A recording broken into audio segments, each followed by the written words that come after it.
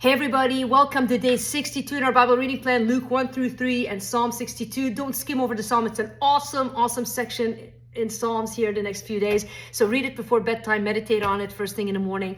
But the reading today, full man, just a lot going on in it. Luke writes this gospel to the Gentile audience. He writes it to a man named Theophilus, which means friend of God or loved by God. Again, that could be us symbolically, but and basically writes to try to convince him or maybe teach him why Jesus is indeed the Messiah. And in this gospel, the focus is on Jesus as not as king, not as a faithful servant, but as Son of Man. And this was the favored way that Jesus referred to himself as, to remind us of his humanity, but also maybe in reference to Daniel 7, where there's reference to the Son of Man as being the exalted one. And so for those who are looking to know, is this the Messiah, Jesus kept pointing little clues to them so that they would know, so that we would know. But a lot of stories in the gospel, the first 3 chapters today. I hope you enjoyed reading it. Zechariah and Elizabeth, they've been waiting, and God honors their waiting, although maybe honestly they'd given up. In fact, Zechariah doesn't even believe the angel when he tells him he's going to have a son. As a result, he doesn't speak for a while, and this was a season of testing, and he comes out of it exploding with faith. And contrast that to Mary's response. She believes the Lord, and she sings this amazing song of praise to God.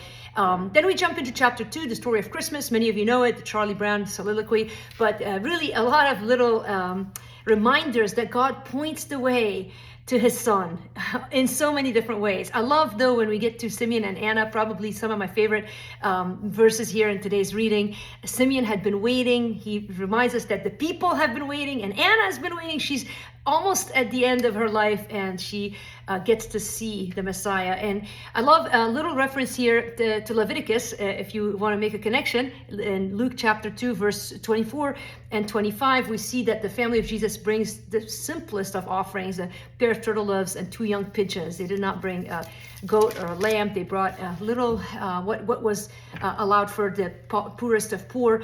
And so just a reminder again that Jesus, who is the Son of God, King of Kings, became man and humbled himself to be born of a virgin and live so humbly for our sake.